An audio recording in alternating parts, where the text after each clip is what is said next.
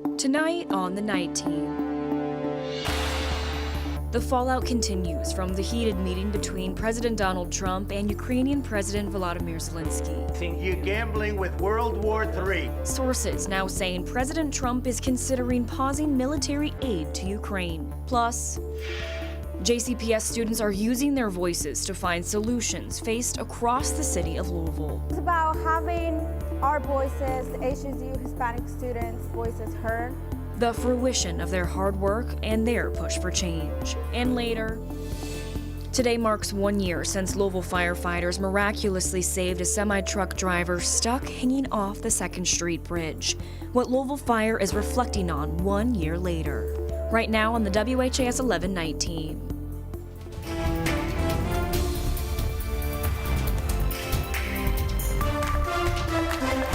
Just into the newsroom, a 15-year-old is dead after a stabbing in the Iroquois neighborhood.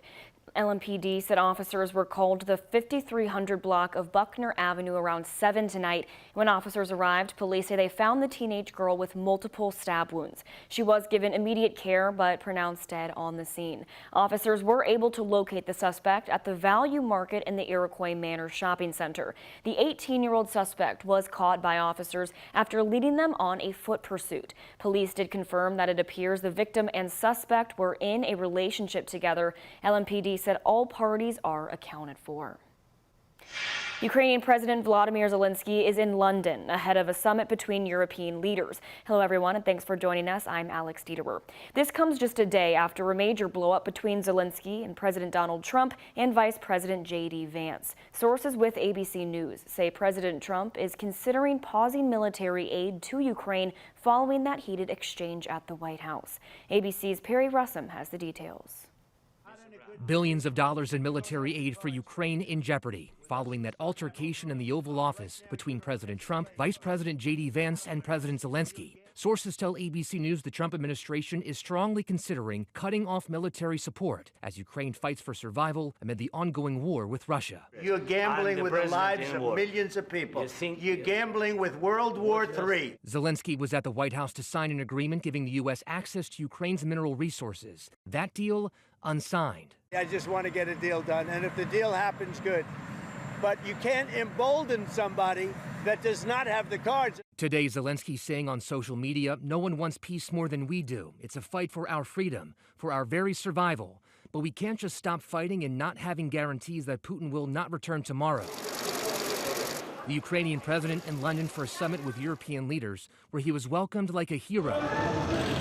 British Prime Minister Keir Starmer putting his arm around him, reiterating Ukraine's key argument they can only accept a potential peace deal if there are security guarantees which prevent Russia from re-attacking Ukraine. To achieve what we both want to achieve, which is a lasting peace for Ukraine based on sovereignty and security for Ukraine.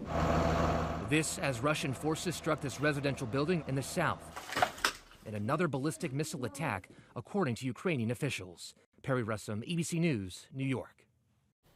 And we spoke with Ukrainians living in Louisville about yesterday's contentious moment in the White House and asked how they feel following the blow-up.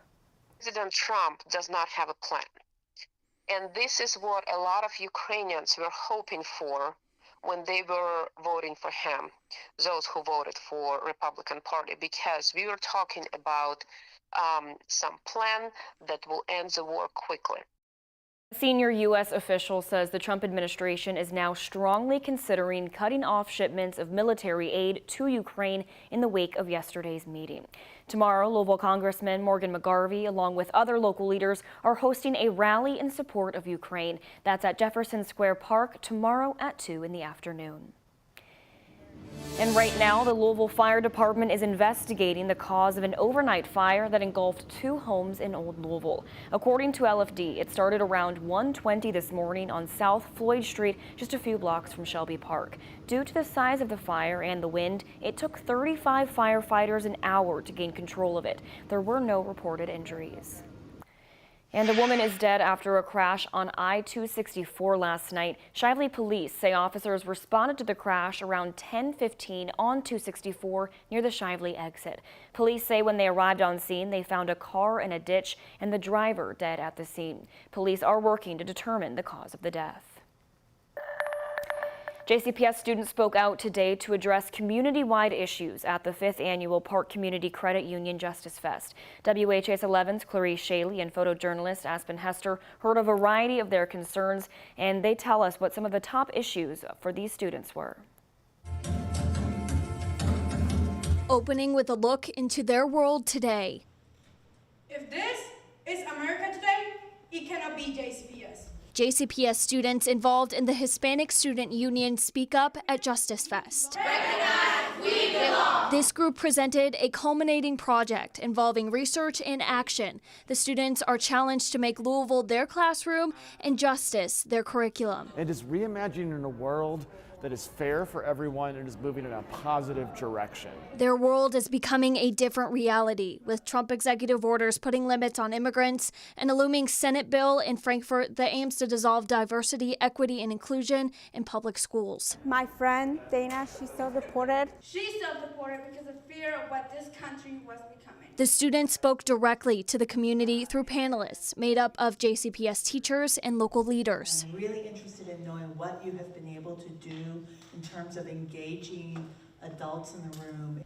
We went up to the Board of Education, did not want the HSUs, BSUs, ASUs, LGBTQ communities to disappear.